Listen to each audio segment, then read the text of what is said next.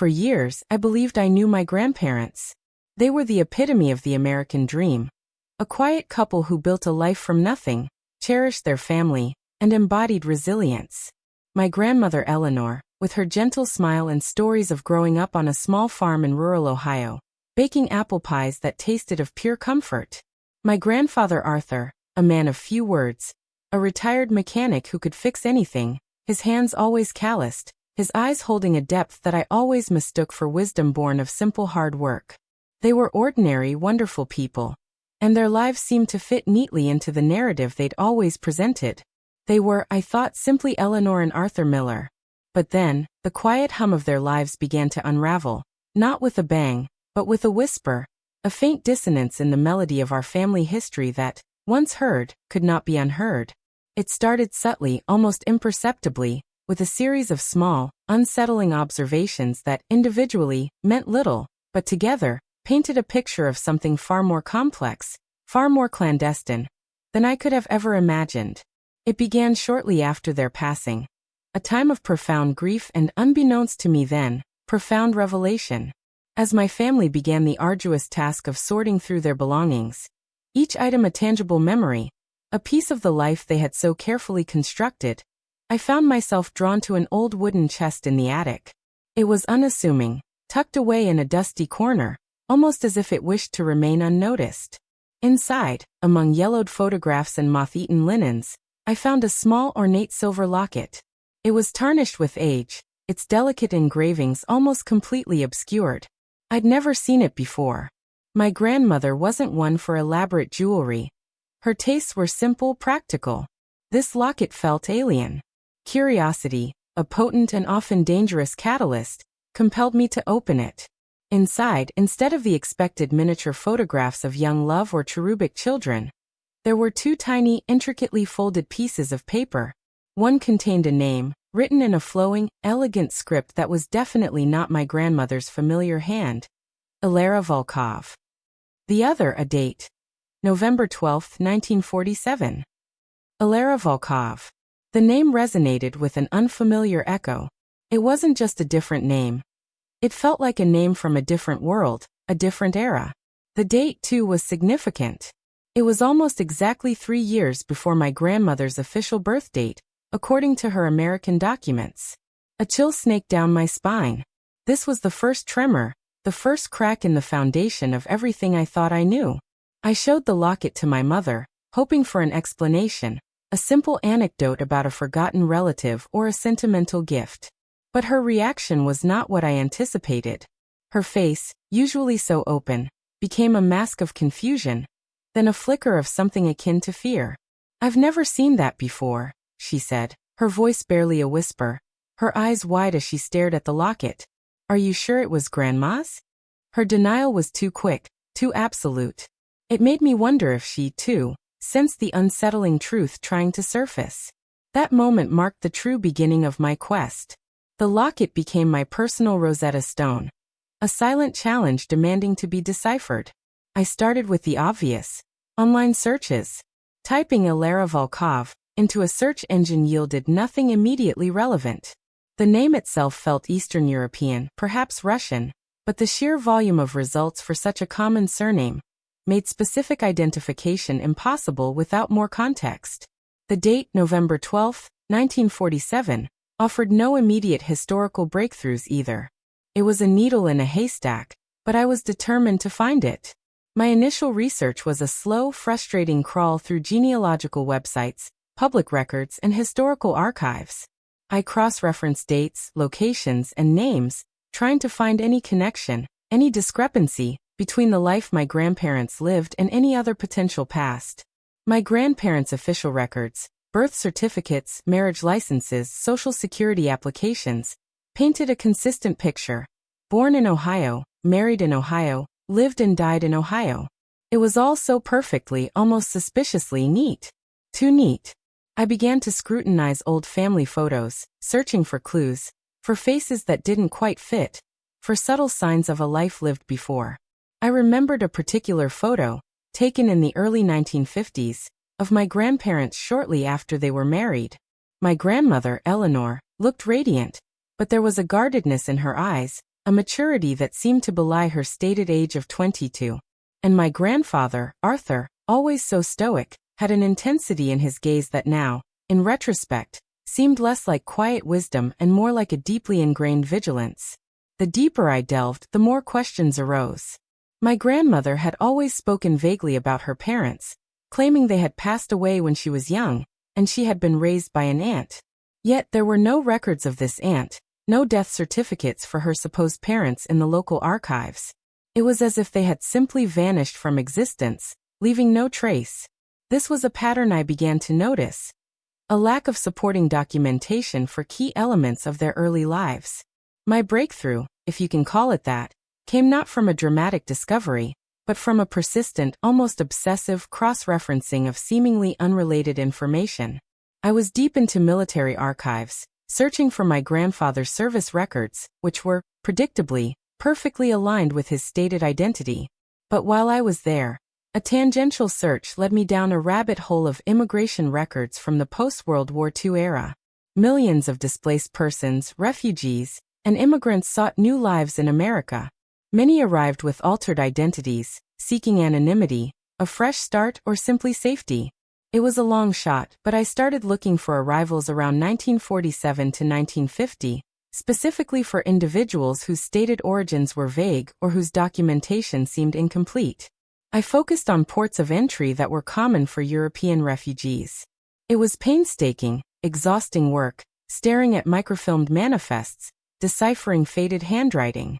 Then one evening, after hours of squinting at a blurry scan from the Ellis Island archives, a name jumped out at me. Ilera Volkov. The ship manifest listed her as arriving in New York on December 5, 1947, just weeks after the date inscribed in the locket. Her stated age was 20. Her country of origin, Ukraine. The passenger list noted her profession as a seamstress, and her last permanent residence as Displaced Persons Camp, Germany. My heart pounded. This was it. This had to be her. But if Ilera Volkov was my grandmother, then who was Eleanor Miller? And where did Arthur fit into this elaborate tapestry of deception? The manifest offered another crucial detail. Ilera was traveling alone. This contradicted the idea that she had arrived with my grandfather, or even knew him at the time. This meant their paths must have converged later, both having shed their pasts. Armed with the name Ilera Volkov and the arrival date, I expanded my search. I delved into the history of Ukrainian refugees after World War II. Ukraine, then part of the Soviet Union, had suffered immensely during the war. Millions had been displaced, persecuted, or forced into labor. Many fled westward, fearing Soviet reprisal, or simply seeking freedom. The narrative began to coalesce. My grandmother, a young woman from Ukraine, likely a refugee, had arrived in America in late 1947, carrying a hidden history. The next piece of the puzzle, and perhaps the most chilling, came from an unexpected source, my grandfather's side. While my initial focus had been on Ilera, I couldn't shake the feeling that Arthur's past was equally, if not more, obscured.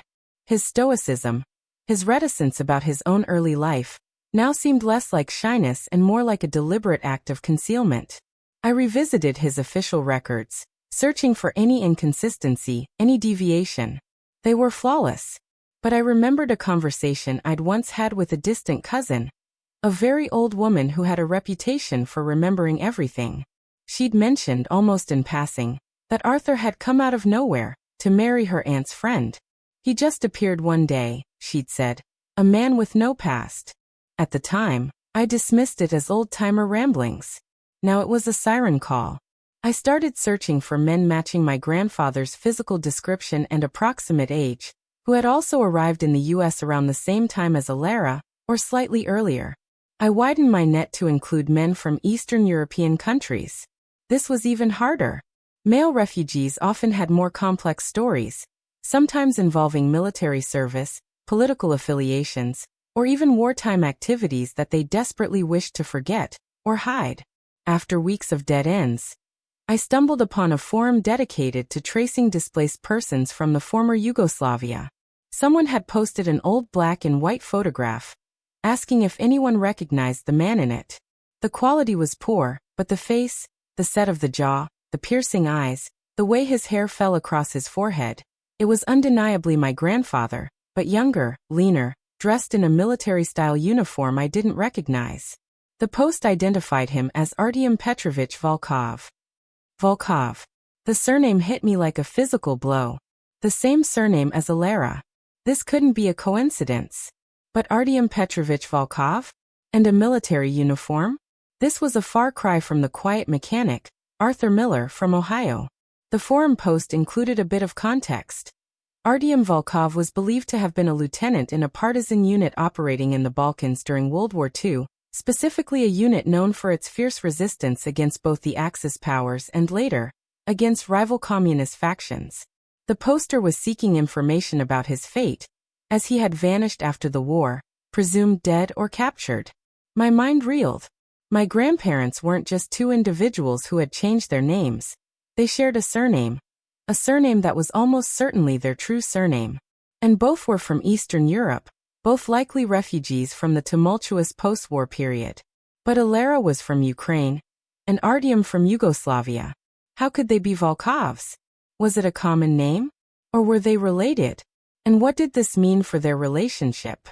The military uniform and the mention of a partisan unit opened up an entirely new, and far more dangerous, avenue of investigation. I dove into the history of the Yugoslav partisans, particularly the complex and often brutal internal conflicts that followed the war. Yugoslavia was a mosaic of ethnicities and political ideologies, and the partisans themselves were not a monolithic entity. There were royalists, communists, and various nationalist groups, all vying for power. Artyom Volkov, a lieutenant, would have been deeply enmeshed in these conflicts. I found academic papers, historical accounts, and even declassified intelligence reports mentioning specific partisan units. The unit my grandfather was supposedly part of was known for its daring raids and its unyielding resolve. But it was also associated with some darker chapters: reprisals, summary executions, and brutal interrogations. The war in Yugoslavia was not simply black and white. It was a brutal struggle for survival and dominance, where heroes and villains often wore the same uniform. The more I learned about Artyom Volkov, the more I struggled to reconcile this image with my gentle, quiet grandfather. This was a man of action, a leader in a war-torn land, involved in life-or-death decisions every single day, a man who had seen, and likely perpetrated, unspeakable acts in the name of survival or ideology. The connection between Alara and Artyom remained elusive.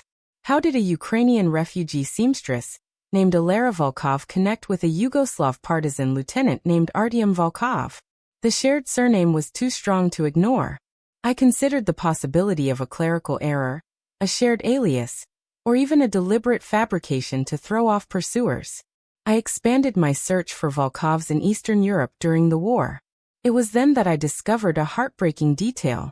Many families, particularly those from areas ravaged by conflict, had their lives shattered. Children were orphaned, separated from their parents, and sometimes adopted or raised by distant relatives, often taking on new surnames to reflect their new family unit or to hide from persecutors. This led me to a different kind of archive: records of orphaned children and displaced families from the war. I cross-referenced Ukrainian and Yugoslavian refugee lists. It was a long shot, but I was desperate for a connection. And there it was. In a list of children evacuated from a Ukrainian village near the Yugoslavian border in 1943, a small entry: Volkov, Alara, age 16. Parents: Volkov, Pyotr and Anya. Status: presumed deceased, village destroyed. Her brother, listed immediately below her: Volkov Artyom, age 19. Status: missing, believed joined partisans.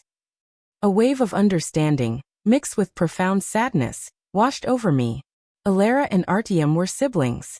My grandparents, Eleanor and Arthur Miller, were brother and sister, and they had married each other. The shock was immense, a visceral punch to the gut. The realization twisted my perception of everything. My grandparents, the loving couple I adored, were not a couple at all in the traditional sense. They were siblings, survivors who had taken on new identities and, in an act of desperate ingenuity or perhaps shared trauma, had married each other to solidify their new, fabricated existence. The implications were staggering. Not only had they hidden their true identities, their origins, and their pasts, but they had also maintained a lie about their most fundamental relationship for over 50 years. My parents, my aunts and uncles, myself, we were all products of this elaborate deception. The family tree I'd always taken for granted was, in fact, a carefully constructed illusion. Why? Why would they do this? The answer, I slowly pieced together, lay in the brutal realities of post-war Europe and the specific circumstances of their flight. Artyom, as I discovered through further deep dives into historical records and military accounts, was indeed a partisan lieutenant. His unit, while fighting valiantly against the Nazis, became entangled in the brutal internal conflicts that erupted as the war drew to a close. Artyom, a staunch anti-communist, found himself on the losing side when Tito's communist partisans consolidated power. Many like him, who had fought for a free Yugoslavia but not a communist one, were purged, imprisoned, or executed. Artyom had to disappear, and quickly. His past as a partisan, particularly his anti-communist stance, would have made him a target for the new regime. Alera's story was equally tragic. Her village, caught between warring factions, had been annihilated. She had witnessed atrocities, lost her parents, and been separated from her brother. She spent years as a displaced person, moving through refugee camps, haunted by the memories of war and the constant fear of being sent back to Soviet-controlled territory, where she would be seen as a collaborator or an enemy of the state for having fled. She was resourceful and resilient, but utterly alone. They found each other in a displaced persons camp in Germany in late 1947, a chance encounter facilitated by a mutual acquaintance who recognized their shared last name. The reunion, I could only imagine, must have been a torrent of relief and grief. They were the only family each had left, and it was there, amidst the rubble of their old lives, that they hatched their plan. They understood the dangers of their true identities. Artyom, a marked man, needed to vanish. Alera, a lone refugee, needed protection and stability. They had a shared trauma, a shared language, and a shared, dangerous past. To travel together, to secure passage to America, and to build a new life without suspicion, the simplest and most effective disguise was to become a married couple.